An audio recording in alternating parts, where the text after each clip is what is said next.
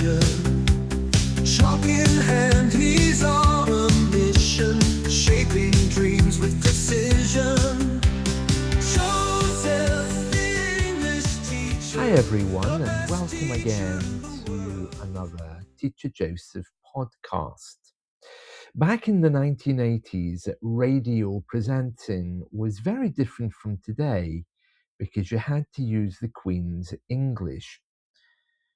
Life was not quite so visual, so voices were able to stimulate us probably much more than today. There wasn't any AI in those days, and people were often reading from scripts. We're going to listen to a voice now of Marie Collett. Then we're going to talk a bit more about her and her presentation style. She was something of a celebrity across the south of England because she brought us the British Airways travel news on many of the radio stations around Heathrow Airport. There were quite a few in those days. She was also an accomplished actress. But before we go any further, let's listen to her And for air voice. travellers at Heathrow and Gatwick, no reports of any difficulties, and elsewhere on the domestic network it's the same story. In the Middle East, Beirut Airport still closed and also Lebanese airspace. There are no long delays on British Airways intercontinental arrivals this morning.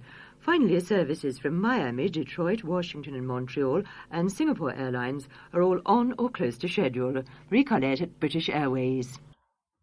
That was the voice of Marie Collett. She was reading the British Airways travel announcements for LBC radio. And in those days, they had a kind of a shared system. So her voice appeared not only on LBC, but on many of the other radio stations in the southeast of England also. So no matter what you were listening to, her voice often popped up. Marie Collett became something of a celebrity. Her voice was unusual in that it had a interesting range which went up and down as she spoke. Also, British women in the 1980s, not only those who were working in radio, they just sounded different. Women had a deeper voice in those days, and it was considered to be something not overtly sexual, but something very attractive. And therefore, Marie Collett's voice drew a lot of attention. A lot of people were very drawn to her because she sounded authoritative, she sounded maternal, and a French name with a voice that went up and down led people to speculate about who she was, where she came from, as well as what she might have looked like. It's kind of unusual for these things to happen today, although I do remember in Edinburgh railway station in Scotland, I think around 10, maybe more years ago, they employed a French lady to give announcements. And they had to stop it because people were just stopping to listen to her. People weren't moving. It was, ooh, that's a nice voice. So you see, accents and voices are incredibly powerful. Now we're going to talk more about Marie Collett and her presentation style. So, of course, there's her image. She has this French name. She has a voice which sounds a little bit French. I'm not sure why that was associated with France in those days, but the truth of the matter is she was from New Zealand, and you can hear little bits of that in her voice if you listen closely.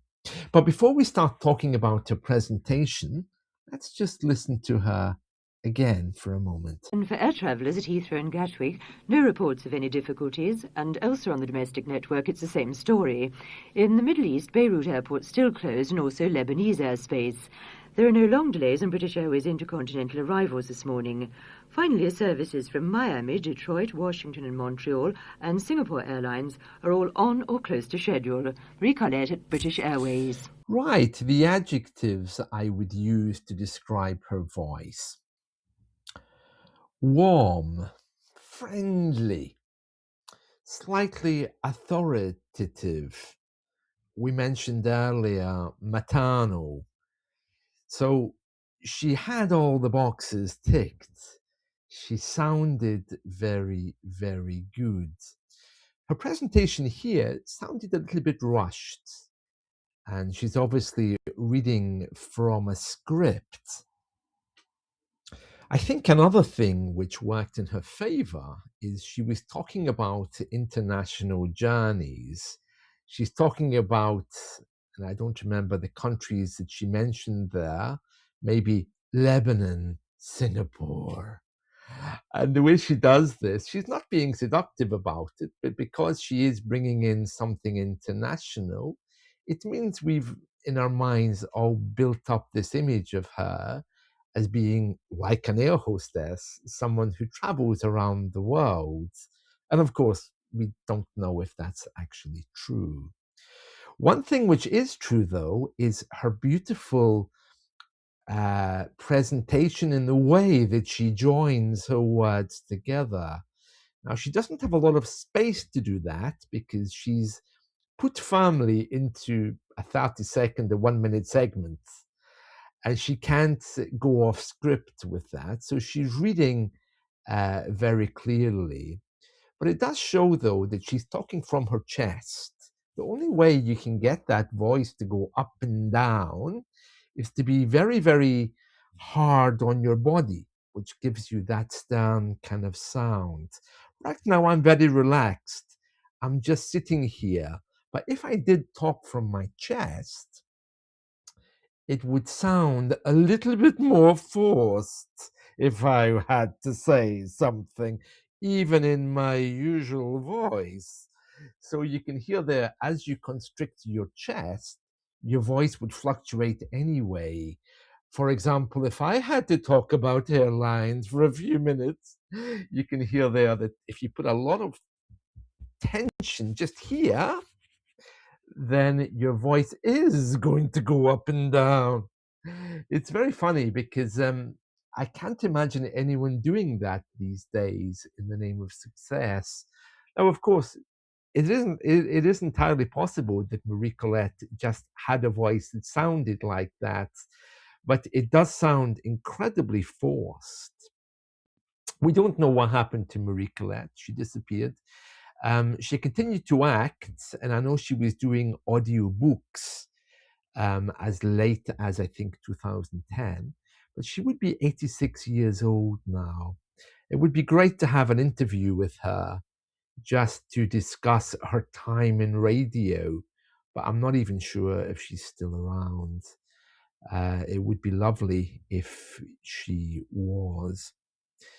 It wasn't just her, there were others also.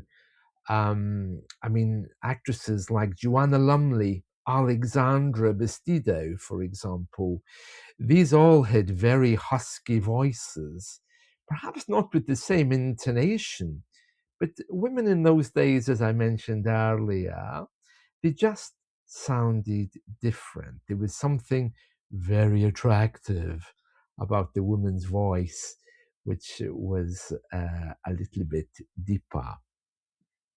Getting back to the presentation style of Marie Collett, one thing that you can really, really hear there is professionalism. And again, that's something which is really missing. And I think that's something which comes with age. Clearly, she was around 50 when this was recorded, if she was born in 1938. And these days, well, I don't know about you, but I don't know of any 50-year-old women who work in the radio industry reading travel news. They all seem to be very, very young. One voice which does come to mind, though, is Charlotte Green. She was reading news on BBC Radio 4. She's still around somewhere. She reads, I think, the sports news on one of the other channels, somebody told me. I don't know, but she's been reading those since I was a child, so she must be retired by now, I think. Anyway, that's Marie Collett, a different era of broadcasting with the Queen's English, when you weren't allowed to feel quite as relaxed and comfortable as you would be today. Well, Marie Collett was the subject of a lot of humour in the 1980s, of people speculating exactly what she looked like, who she was, and that was a big thing back then. I hope you've enjoyed this. Take care. Bye.